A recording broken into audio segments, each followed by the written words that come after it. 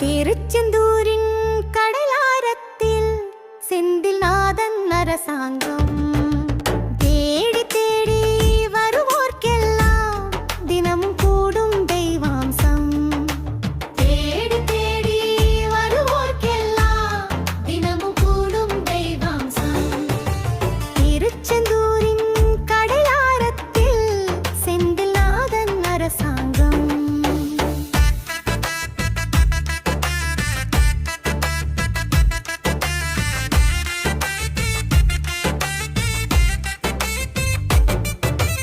அசுரரை வென்ற இடம், அது தேவரை காத்த இடம்.